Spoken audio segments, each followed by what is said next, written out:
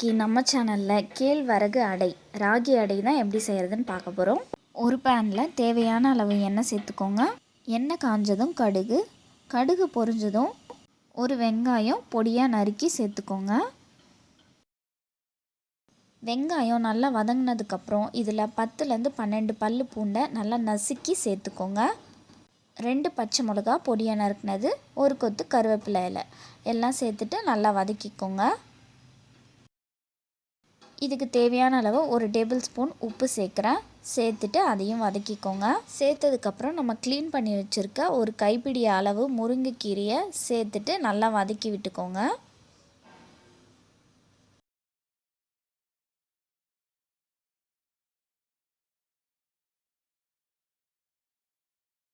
ஓரளவுக்கு கீரை வதங்கினதும் இதில் 1 டீஸ்பூன் அளவு மஞ்சத்தூள், 1 டேபிள் ஸ்பூன் மிளகாய்த்தூள் சேர்த்துட்டு நல்லா வதக்கிக்கோங்க. மஞ்சத்தூள் மிளகாய்த்தூள் நல்லா மிக்ஸ் ஆனதுக்கப்புறம் ஒரு 2 நிமிஷம் வதக்கினதுக்கப்புறம் கேஸை ஆஃப் பண்ணிடலாம். ஆஃப் பண்ணதுக்கப்புறம் கீழே இறக்கி வச்சுக்கோங்க. தேவைப்பட்டால் வேறு பேனில் மாற்றிக்கலாம். நான் இதிலே தான் 1 கப் அளவு கேழ்வரகு எடுத்து மிக்ஸ் பண்ணிக்க போகிறேன். ஃபஸ்ட்டு ராகி மாவை மட்டும் சேர்த்துட்டு நல்லா கலந்து விட்டுக்கோங்க. நல்லா எல்லாம் கலந்து விட்டதுக்கப்புறம் தேவையான அளவு கொஞ்சம் கொஞ்சமாக தண்ணி சேர்த்து நல்லா பிசைஞ்சு எடுத்துக்கோங்க. எனக்கு 1 டம்ளர் தண்ணி சரியாக இருந்தது. இந்த ரொட்டி செய்ய மாவு ரொம்ப கெட்டியாக பிசையணுன்ட்டு அவசியம் இல்லை. கொஞ்சம் இலகுன மாதிரி பிசைஞ்சாலே போதும். கை வச்சா ஒட்டக்கூடாது, அந்த பதத்தில் பிசைஞ்சு எடுத்துக்கிட்டால் போதும்.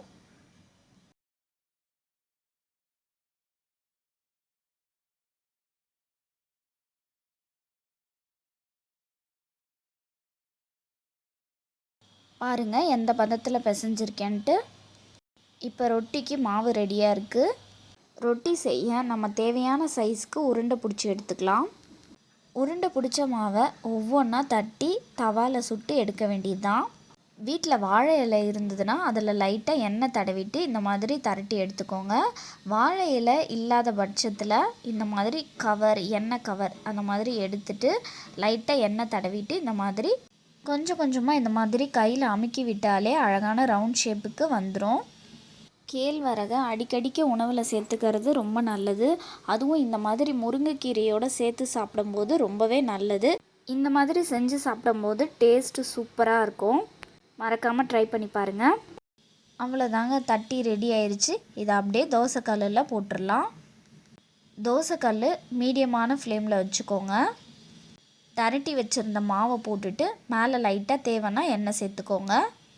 ஒரு பக்கம் வெந்ததும் இன்னொரு பக்கம் திருப்பி போட்டுக்கோங்க. மீடியமான ஃப்ளேமில் வச்சிங்கன்னா தான் 2 பக்கமும் வேகும்.